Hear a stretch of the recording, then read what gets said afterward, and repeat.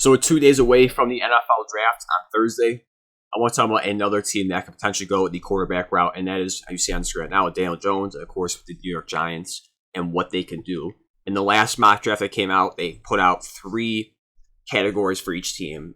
A will pick, could pick, and a dark horse. So the will pick that they had for the certainty for that one, I believe, is Rome Odunze, which is smart if they wanted to keep their quarterback room, which is phenomenal. They need a receiver. But for the could pick and the dark horse, they had quarterbacks. For the could pick, they had J.J. McCarthy.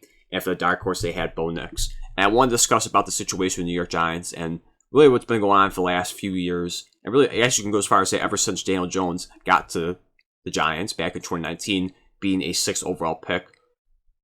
It's been nothing but controversy. And it's, bunch of letdown, whatever you want to call it. I know 2022 was the height of it. Brian Daboll comes in his first year after leaving Buffalo as offensive coordinator, comes in and turns Daniel Jones around. Statistically, it doesn't look like that, but the team played better. They get into the wild card, and they beat the Minnesota Vikings in the 2nd seed and advance to the divisional round, where they end up losing to Minnesota. So it looked like it was a phenomenal start.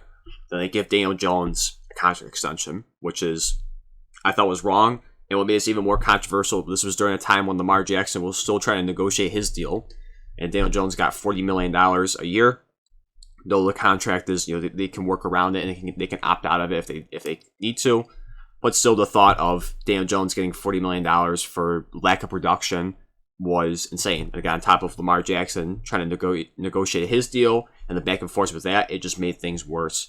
And for this one, Daniel Jones and the New York Giants took a step back in 2023. Daniel Jones did get hurt, and I think he only played 6 games in the season.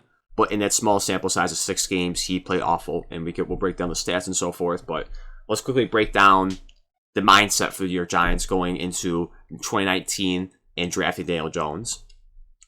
So this is the breakdown from his 3 years in college, and similar to what I talked about for J.J. McCarthy, It kind of reminds me of that for, statistically. It's nothing too impressive, especially in 2018. It almost mirrors what J.J. McCarthy did in this past year in 2023. And it's a fact that we look at these stats and we look at the production, the win percentage and so forth, and we look at that and go, that's top. That's basically borderline top 5. And there was a lot of talks about that going into that they were going to target Daniel Jones at 6. If for whatever reason, whatever they fell in love with, I believe it was the coach that was coaching Daniel Jones is why they fell in love with Daniel Jones, because I think he coached Eli Manning in college as well. So they thought, maybe they can get lightning in a bottle again and get another 2-time Super Bowl champion. And so far, it hasn't lived up to that. And it was a massive reach then. It's a massive reach now. And we look at Daniel Jones once again for his career, going back to that. And it's been, once again, a massive disappointment for Daniel Jones. You break down the season, again, only a few games played. 6 games this year. And it's abysmal. In 5 of the 6 games, he has 0 touchdowns. This is similar to why in my video yesterday about Zach Wilson, what I talked about. It's unacceptable to have a starting quarterback, especially the caliber of a quarterback that's making $40 million a year, to have multiple 0 touchdown games. He has 1 game over 300 yards passing, 4 of which is under 200 yards passing. So this is pathetic. And again, this is a guy getting paid $40 million a year. Now I know they didn't draft Brian Daboll, and the GM did not draft Daniel Jones, but they decided to give him the extension, and it's been horrible. And you look at the stats, similar to Zach Wilson-esque, and now it's a little bit better because he has double-digit touchdowns, but as the years has gone on, this is pathetic for touchdown passes, and he's playing full seasons, by the way, outside of 2023. His best year was his rookie year, 24 touchdowns, 12 interceptions. So, okay, there was a build-up to, a nice build-off of that. But again, 11 touchdowns, 10 interceptions, 10 touchdowns, 7 interceptions, 15 touchdowns, 5 interceptions. This was the big year that got him his contract, and that's why I said statistically nothing popped off of you, because he still failed to throw for 20 touchdowns, and somehow he earned $40 million, and we're down to once again a small sample size, 2 touchdowns, 6 interceptions. So now the New York Giants are in controversy once again in 2023 with the 6th overall pick. almost like deja vu at this point. We're quickly going to show you the tweet that Ari Merov posted. We're going to read the first one.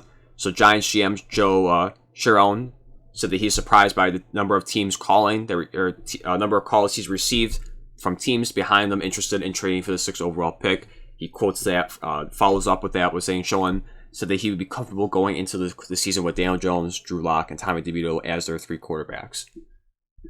Now, for me, I think there is some weight to him saying he's comfortable with that, because I think they have no choice necessarily. So they have a choice, but I feel like they feel pressure to try this one more time and try and make the Daniel Jones contract work and to show people that he is worthy of that. Tommy DeVito was a nice story towards the end, but I don't think we can expect too much from him. Drew Lock, who knows, maybe he can get a redemption story once, maybe he can turn things around, get an opportunity this season if they do roll with these 3 quarterbacks. But if I'm looking at this, and especially for Brian Daboll and Chiron's job security, I think you might have to cut loose of Daniel Jones and get a franchise quarterback. I really do. I don't see going back into the 2024 season with Daniel Jones is going to have any enthusiasm. And I think it's kind of, on a side note, when people were kind of discussing when Brian Daboll left Josh Allen, and Allen early on struggled to with turnovers and so forth, and at times playing well, people said, well, Brian Daboll made Josh Allen. Yes, there is some truth to that, but why don't we look at the other aspect of it and saying that, well, maybe Josh Allen made Brian Daboll, because yes, you did get somewhat of a poor man's version of Josh Allen in 2022 with Daniel Jones and how he played. At the end of the day, I think he's capped off of what Daniel Jones is capable of, and it's just maybe we should give credit to Josh Allen, saying, well, maybe he's just a phenomenal quarterback and phenomenal talent to show that. And I think for Brian Daboll right now, he's in a spot where I think he's maxed out what Daniel Jones is capable of. Now, I don't think he's done the best job of surrounding Daniel Jones with talent, and that's one thing I would back up Daniel Jones on that aspect of. But I think for job security and so forth, to buy maybe another year, who knows? We've seen plenty of times where rookie quarterbacks, after their first year, the head coach gets fired and they go into the second season as with a new head coach. So not saying it's going to guarantee he would get more leeway, but I think starting fresh and getting, I think for me at this point, I think he was trying to target Drake May. Or maybe if you go in the second round and go get Bo Nix, that could be a possibility, but I'm a little bit worried about J.J. McCarthy. I think that's going to be a huge reach, and I think it's going to be another Daniel Jones mistake, in my opinion. I'm not too big on J.J. McCarthy this year. Coming out, I especially went late down the stretch in the big games against Ohio State, Iowa in the Big Ten championship game, the semifinals against Alabama, and the championship game versus Washington. Those are 5 games right there. 4 games right there. He didn't play well. You look at the stats, and I think he did what he needed to do. He made plays, but he wasn't the driving force. He wasn't an elite quarterback by any means in college, and I just worry that's going to be another mistake for any team to do that. And the Giants are potentially one team that could take J.J. McCarthy. And once again, in that mock draft, they had could take. They have J.J. McCarthy going to the New York Giants, whether he falls to 6 and the Cardinals and Chargers stay put at 4 and 5 and take wide receivers. I mean, who knows? But it's.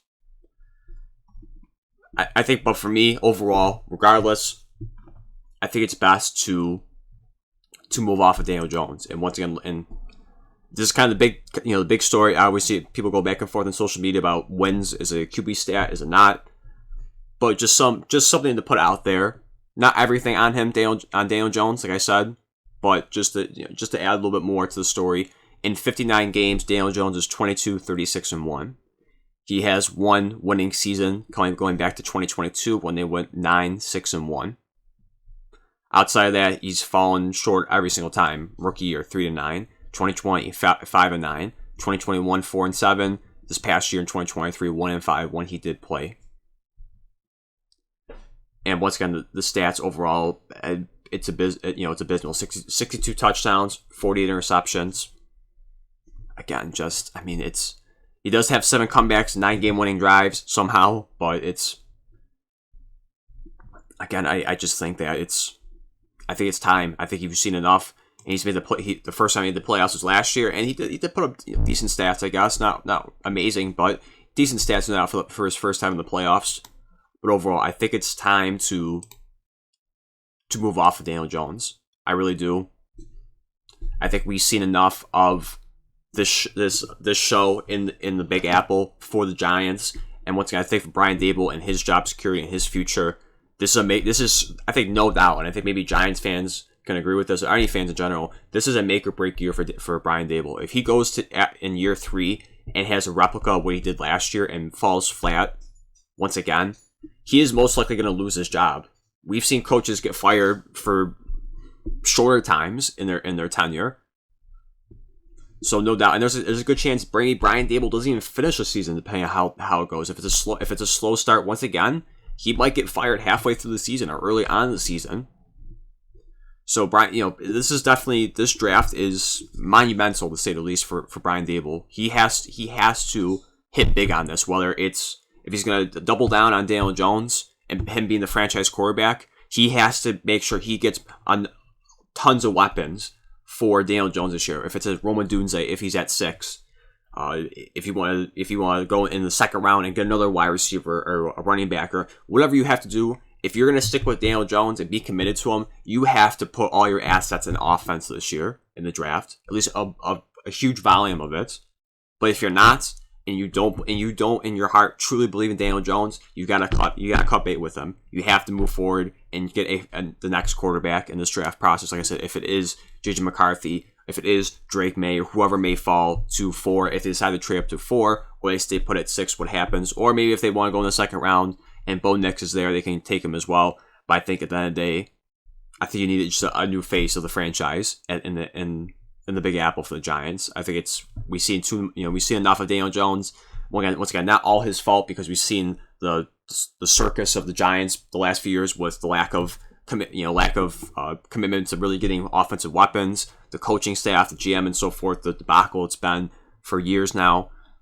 But Daniel Jones is a part of it. Similar to what I've said about Zach Wilson, he is a part of it. And I think it's done. We think we've seen enough. It's time for the New York Giants to move on and get their next franchise quarterback in this year's draft.